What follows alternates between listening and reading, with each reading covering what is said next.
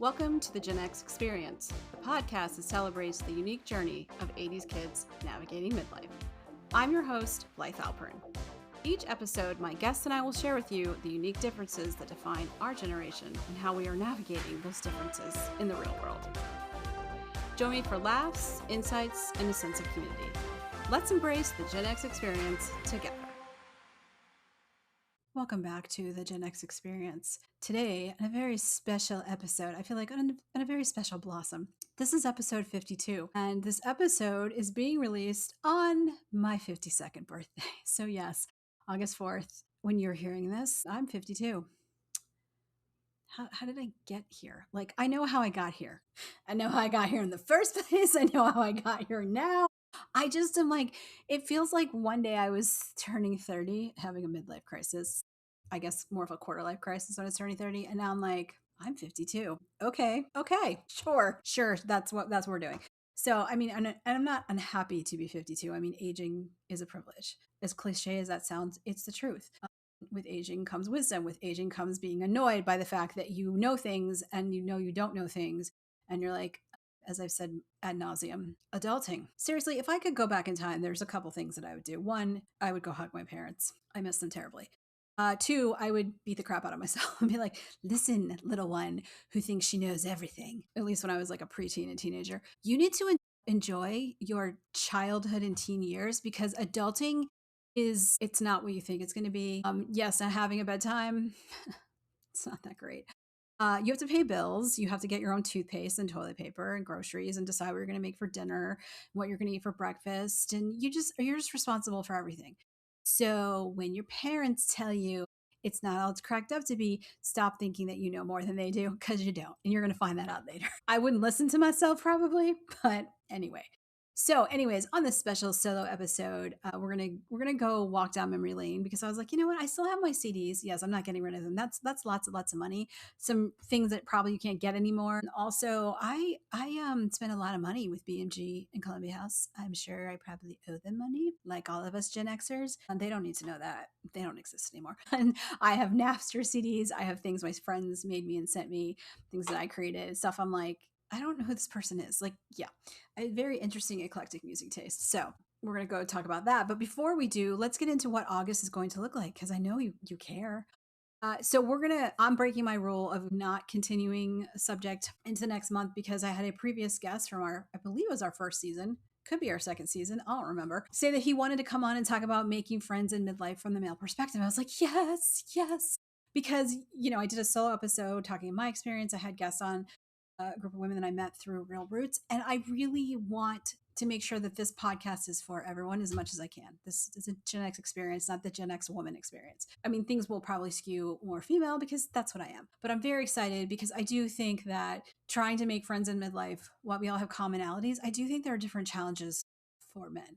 So I'm excited to hear what Alex has to say. So stay tuned. That will be coming later this month. And then also we're bringing our book club back. I'll talk about the 2 picks I have for this, I guess we'll call it summer. And I'll put polls up on Instagram, TikTok, right? Threads. And maybe I'll put something down here if you want to just fill that out. So yeah, anyway, come join the community on TikTok and Threads or Instagram. My goal is actually TikTok is like a bigger community. I want to get it up to 1,000 followers. I'm at like 870 something. So I think by the end of the year, that's my goal. I sound like a freaking influencer, but we're going to do that. So come join the conversation on social media. It's the Gen X Experience Pod across the board. And and leave a comment, engage, whatever. DM me if there's something you'd like me to talk about, cover. If you're not nice, I'm not going to be nice to you because we're 52. I don't care. Right? That's what we're supposed to say, aren't right? Okay. And then did I forget something? Anyway, I'll talk about the books at the end. Oh my God, my brain. And I just came back from my birthday dinner, did a little early celebration at this really cute little Italian restaurant called Amore Mare in Atlanta. Its food was amazing. The service, not so much. And the playlist, it was all 80s. It was fun. Wham, Prince, Madonna, Paula Abdul. It was just Whitney Houston. It was perfect. So Anyways, let's get into CDs. Now, I don't know if you still have yours, but it's kind of fun to go back and look at them because and listen. That's the one thing when I was going through my CDs, I'm like, I don't know who this person is. I don't remember. I know there's a song on here that I probably really liked or this artist I really liked. I want to go back and start listening to them. I have a little CD player in my office. Also, for my birthday, I asked for a record player because I want to get back into vinyl. I have my parents' vinyl collection.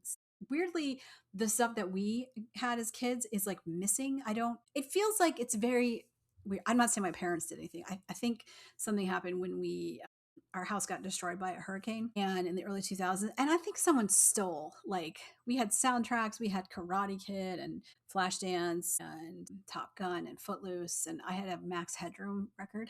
Yes, I did, because I won it in a contest. I think I had another one that I won in a contest. There's like some Fleetwood Mac stuff missing. I think my dad's double not Pet Shop Boys, Beach Boys records are missing. There's just some things missing that I know. I do have my Prince Purple Rain, so but I want to start collecting vinyl and get back into it and get records that have been re-released and discover some new things because I don't know. There's just something about vinyl that will not compare to digital or CDs. And let's face it, like as Gen Xers, we have been through so many varieties of music. We've had tape, we've had records, we've had CDs. There was 8 tracks, digital music. I love that records have made a comeback because they're just something special. So let's open up the collection, the Blythe Alpern historical collection that dates back to the 90s.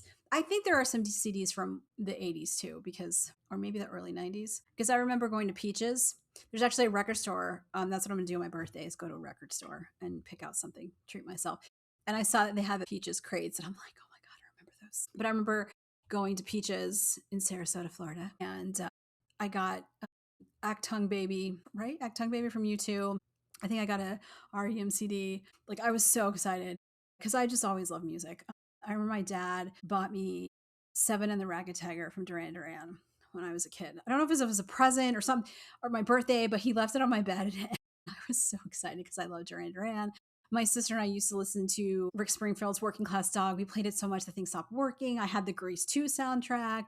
We had the Go-Go's. You know, yeah, I love music. And eventually my parents redid the house. And when we got into my sister and I got in like a bigger room, they gave us their old stereo system. It was an 8-track, but we got to listen to the radio. And, you know, I mean, what kid didn't want a boombox or a Walkman or CD Discman? Or when you went to college, like the gift you wanted was like a good stereo system because that was essential. Not the TV. I saw someone saying, how do I hang my son's 65-inch screen TV in the dorm room? Are you serious? What are you doing? That's a whole other rabbit hole to go down, but I'm just saying, like, some of the things parents are saying, and I know that they're Gen Xers and millennials, y'all are delusional and cray cray. We lived fine without cleaning services and maid services and laundry services, and our TVs were tiny, and somehow we survived college fine. We didn't have the RA wake us up. We didn't have decorators. Like, we lived in our cement boxes just fine. Anyway, so let's start. Let's go down the memory lane.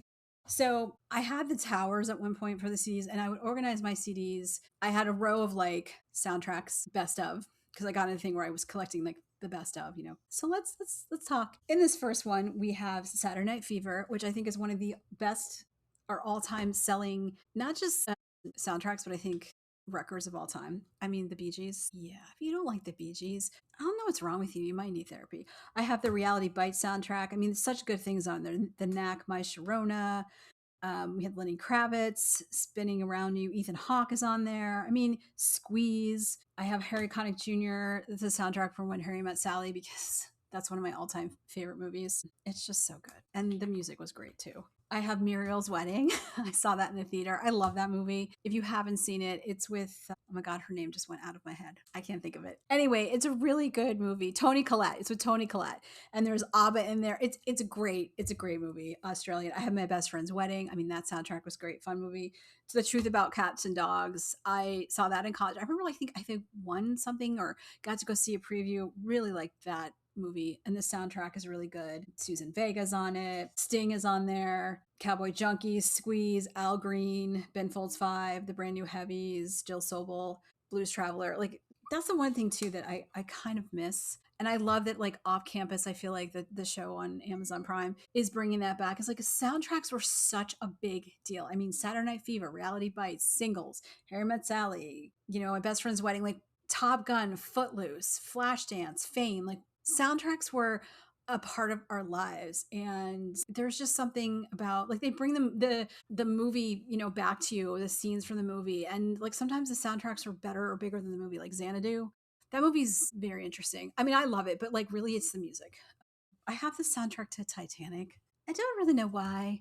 Because can I be honest? I think I've watched the movie once and I was like, yeah, I'm good. I'm like, I don't need to watch a tragedy over and over again. Forrest Gump, which was a double disc. I mean, obviously, it spans multiple decades, a generation. I mean, there's Elvis Presley, CCR, Buffalo Springfield, Mamas and the Papas, Jefferson Airplane, Willie Nelson, Bob Seger. I mean, it's just such great. I have Swingers. I mean, come on, Swingers, quintessential like 90s movie. I love that Swingers kind of brought back that swing dancing. And I think that like eventually led to the whole like cocktail of like the 60s era, was very, I don't want to say Hawaiian, but if you like, it had a very big feel like that brought back some like swing music in that time. Better Off Dead, that movie. I love that movie. And I bought the soundtrack. $2.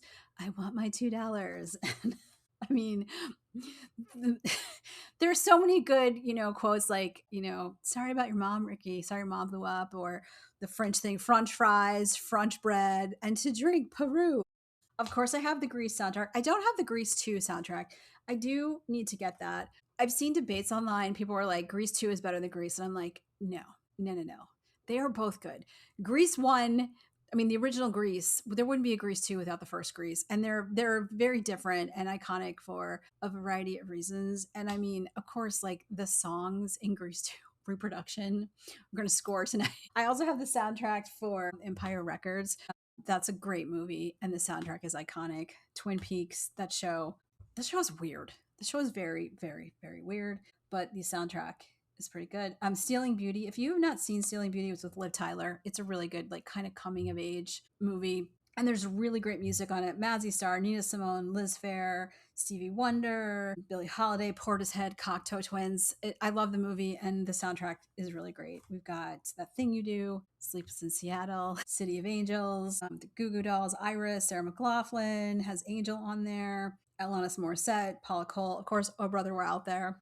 Oh Brother, Where Art Thou? Another iteration of, I think, the Odyssey or the Iliad or both. So I might go see the Odyssey on my birthday. I don't really want to sit in the theater for 3 hours, but, and what if I have to pee? I Have Never Been Kissed. Great movie. Drew Barrymore. Good music. Hope Floats. Same. Broke Down Mountain. Or no, it's not Broke Down Mountain. Broke Down Palace. I like the music better than the movie. I think I only watched that movie once. It's just so intense. But yeah, Nelly Furtado, Delirium, Solar Twins. There was great music, but that movie, I mean, just sad and just, I mean, a good movie about friendship, but like, I don't know, Romeo and Juliet. Can I just tell you? I know the soundtrack is really good. I don't know if I actually have seen the entire movie. I'm not a Leo fan. Like, I think he's a good actor. But back in the day when everyone was fawning over him, I was like, I don't get it. I don't think he's cute. I still don't think he's attractive. Also, his taste in women, dude, get some therapy. Of course, now we get into Sliding Doors. Not a Gwyneth Paltrow fan, but I love that movie and it's a great soundtrack. If you haven't seen Sliding Doors, I highly recommend it. It's basically a day in her life, and if she gets on the train, her life goes this way, and she gets off the train or misses the train, it goes this way. It's like two different stories come together, and it's really good, and it ends the way you want it to. Of course, I have Prince. There's a lot of Prince. I have his hits. I mean, RIP, totally miss him. But yeah, it has Controversy and Delirious and Little Red Corvette and Purple Rain, When Doves Cry.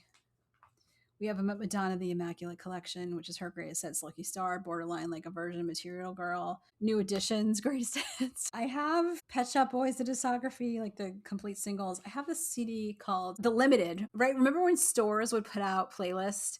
I worked at The Limited in college, and I swear, like some of the music was great, and I would be singing along. So I'm like, if I hear this song one more time.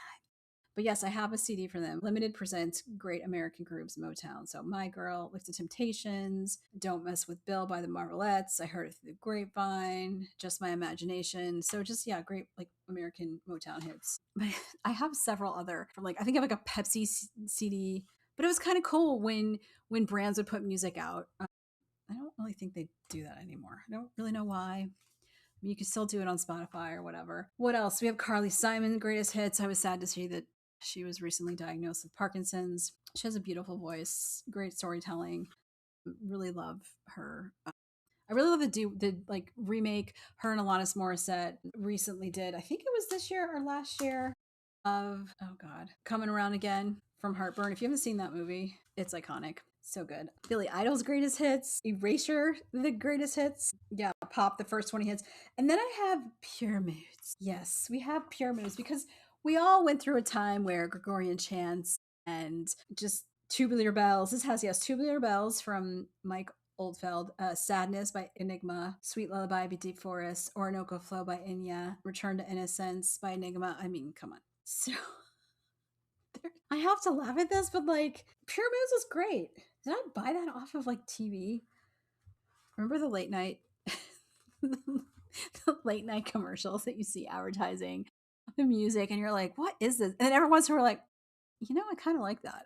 What else? I have Bob Marley and the Wailers, his greatest hits, Tribe Called Quest, their anthology, The Monkees. I don't know about you, but I had a crush on Davy Jones. And whenever his eyes would twinkle on the show, I was like, oh, he's so cute. So adorable. Great music. I think I have Babyface's greatest hits, the Eurythmics, greatest hits, the best of Blondie, Jimmy Buffett songs, you know, by heart. I mean, you can't. I grew up in Florida. You can't not like Jimmy Buffett. I'm not in like official parrot head, but I love a good Jimmy Buffett. It makes me want to like sit out with a cocktail and just chill. And yes, my Air Supply CD is missing. We're gonna have to replace that. They're performing here in Atlanta, unfortunately. When they're here, it's the high holidays, and I have to go to synagogue and be a good Jew.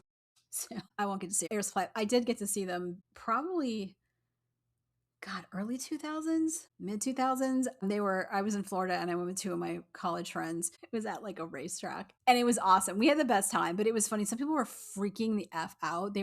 I think they were boomers. Not that that matters. But they were just older than us. And it was kind of weird. I was like, I like Air Supply, but like this is a little much. Of course, I have ABBA Gold. Love them. I found out that my brother-in-law did not like the ABBA musical Mamma Mia, and he doesn't really like ABBA. I'm like, I don't know. I thought I liked you, but how can you not like ABBA, sir? How? It's fine. I have Beatles one when that CD came out with all of their greatest hits. I have The Police, Every Breath You Take, the singles, because yes, Every Breath You Take, the Stalkers. How did we not know that growing up? That's the funny thing too, when you like listen to music as you get older, or you see people online talking about stuff, and I'm like, some of the stuff I'm like, yeah, I knew that, and other stuff I'm like, my God, we were just out there singing these songs that were about inappropriate relationships or affairs or cheating or what I was going to do to you, blah, blah, blah. And we're like, we're just singing it to 10, 12, whatever. Totally fine. No idea. No idea what we're singing. I'm sure our parents knew and just pretended not to say anything because sometimes that's the best thing as a parent. You just don't bring it up. You just don't bring it up. It's a conversation you don't want to have. When we would ask my mom things, she'd be like, you'll find out when you're older. As in, I don't want to have this conversation right now.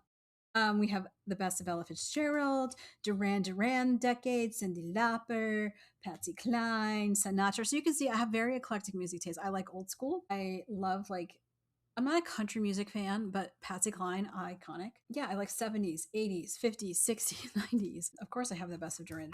And then best greatest hits of Chicago. I have Buddy Holly, the greatest hits.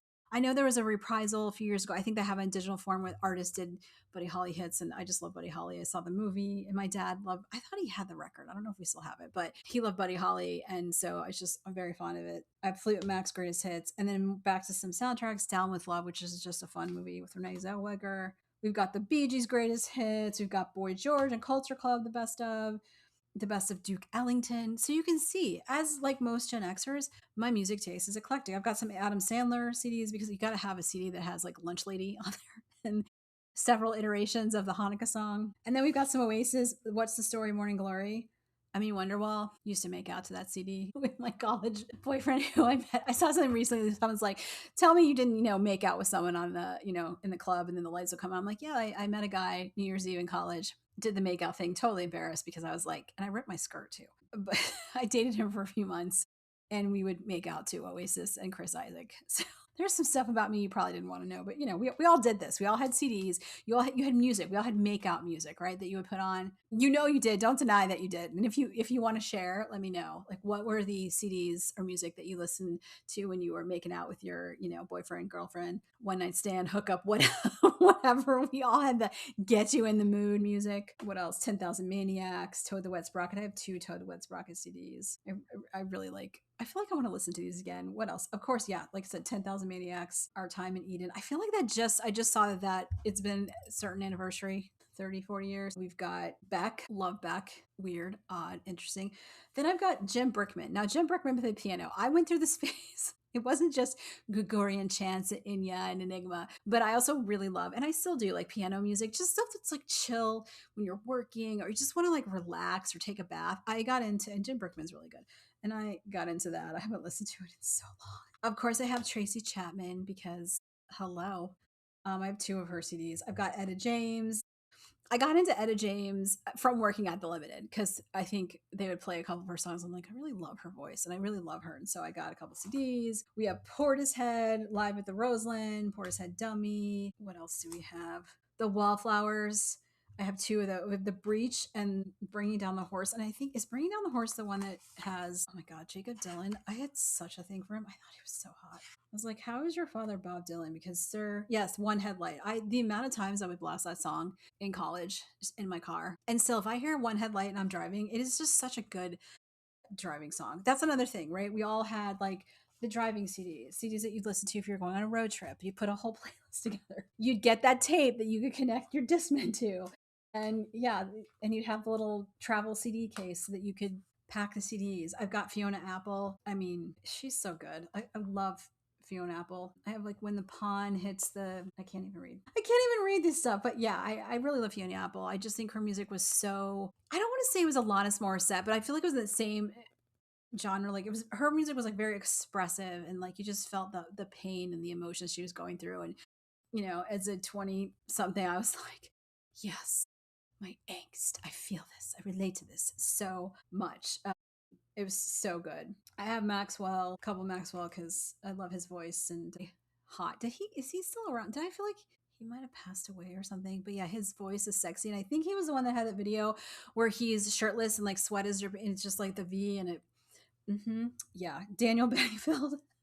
You gotta get through this. Love that. Run DMC Raising Hell. Paul Oakenfeld. This CD, who is this? Here's where I talk about things I don't know who these people are. So I have a CD. I can't tell if it's Les Nubians. It's a female group that I really, really liked. And is this them? I don't know. Some of this is in French. I know the Black Eyed Peas are on this. Is this Les Nubians? I'm like looking for, I don't know. I'm looking I'm looking at the liner notes and I'm like, I don't know who these people are because I cannot find anywhere that it says. And like even on the CD, I'm like, who are these people? It doesn't even say. I don't know who this is. Oh my God, that's terrible. Well, we're gonna have to do some investigation. I think it's Les Nubians. I could be wrong, but do you have CDs in your collection? You're like, I don't know who this person is. Poe, Roy Scott, David Gray. I love Poe. Another Craig David, Fat Joe, Ben Harper, Massive Attack. Yeah, so you can see that's just one collection. I wish I could play some of these songs. You're not allowed to, but maybe, like I said, maybe what I'll do, because we're always getting to 30 minutes. Maybe what I'll do is yeah, go through these and I'll write down the songs I like and I'll put a collection together and I'll call it, like, I don't know, Blythe's 52nd birthday reminiscent. Yeah. Yeah, 52. Wow. So I don't know if that was any entertaining at all. It might have been like, wow, thank you for reading your CDs. That was really fun. But I kind of just wanted to go through it. And maybe every once in a while we'll do this. And it's just amazing how much music impacts our lives and brings back memories. And then how much stuff you're like, I don't remember this. But just the variety that we listen to. I think that's the one thing that I feel bad for the younger generations. Like we were just exposed, even though it seemed like we had less access, but we actually had more. I've talked about this before. We had, the radio and we had record stores and we had our friends and we had our parents. And so, a lot of like music was always playing, at least in my house, in my room. And you're never in the car. If the car didn't have the radio on, it was because something was happening. You might be in trouble. So, but even now, like my car radio is all the time, is on all the time. I mean, sometimes I'm listening to NPR, but just music is so important. And I kind of like looking back at these and going, wow, I love EDM. I love pop. I love jazz. I love, what else? Alternative, a little bit of old school country. I like 70s. I like 60s. I like crooner music. It makes me remember and appreciate how important music was to me. And I kind of feel like I'm not in the same place with music. Like I will hear things and, I have a playlist going and everything, but I kind of miss listening to a whole entire CD or record or whatever, or you would buy like, and I do have CDs that are just one song. You would buy like, the cassette was just the one song that you liked. And sometimes that would get you to, they'd include another song, and sometimes that would get you to listen to the artist more, or you would just be like, I really want this song. And then of course the radio would play it so many times I ruin it. But I don't know, I guess in the last year or so, I've just been longing for getting back into my music and into my collection and into the connection. And just when I listen to certain songs, it just takes me back to whether it was time at the club, my first job, college, being in my bedroom, growing up and turning on the radio. And especially when there was that song that you'd hear when they first released it, and you just fell in love and you're like, I can't wait for they to play it again. And you listen to the radio and you'd record it, and you just would like wanting the DJ to shut up, or the top 40 countdown, or, MTV. Like, I miss that time. And so I'm hoping with my record player and my CD player and busting out some of my CDs, literally this is just one book. I have 2 others and a bunch of CDs, that I will get back into it. And I hope, even though this may not have been that interesting, but I hope it inspired you to like get back on your music, or if there's any CD that I listen to, or like that I mentioned, that you're like, oh my God, I love that. Or it'll help you, encourage you to break it out too. And I'd love to know, did you collect soundtracks and best of, and do you still have your CDs? Are you into records? What does music mean to you? That's a lot of questions, but be sure to leave, comment, rate the podcast, reach out to me on email, or comment on our, what is the word that I'm looking for that has left my brain? Comment on any of my posts. And thank you for listening. And we will talk about the books that I'm going to. So the first book is called Generation X, Tales for an Accelerated Culture. It is by Douglas Copeland, and Andy, Dag, and Claire have been handed a society priced beyond their means. 20-somethings brought up with divorce, Watergate, and 3 Mile Island. Funny enough, when I was being born, or about to be born, Watergate was happening. My mother saved all the newspaper clippings, so she'd be like, here's what's happening before you were born. 3 Mile Island, and scarred by the 80s fallout of yuppies, recession, crack, and Ronald Reagan, they represent the new generation, Generation X. This was published in 1991. So yeah, if I'm not mistaken, this is how we became Generation X. I feel like this should be required reading for some younger generations who are starting to blame us for Ronald Reagan, that we did not vote for because we were not old enough. Also, maybe they get a glimpse. They think that they're the only generation in the world that terrible things happen to. It happens to every generation. Not that I don't have empathy for younger generations. Of course I do. Being young is not easy, but like, get over yourselves. Gen X snark. And then there's the other book called Generation X, spelled with a J. And it's one reluctant adult's attempt to unarrest her Arrested Development, also a good band, or why it's never too late for her dumbass to learn why Fruit Loops are not for dinner. So this is more of a comedy. Now, here's the thing too. I think both of these books sound very interesting. I would like to read both of them. So we will put up a poll. You can pick one. If you like both of them, we can also read one now and one later. So let me know. And I'm thinking for our next book club, we might do like band books or something from our childhood. So anyway, I will shut up and go enjoy the rest of my evening. Well, and my birthday.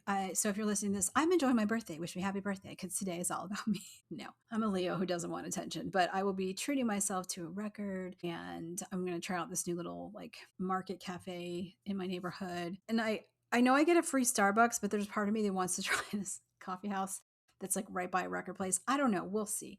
And I may take myself to see the Odyssey if I can muster the energy to sit in a theater for that long and not have to pee. Anyway, thank you for tuning in to the Gen X Experience. Thank you for spending a little birthday time with me. I hope you found this entertaining. And if you didn't, well, that's your problem. I'm just kidding. I can't even do snark really well or be rude because it's just not in my nature. But at this point in my life, I don't care. I don't. Just, you don't like it. Tough titties. So anyway, it's past my bedtime. It's not, but I think it might be past my brain and mouth time.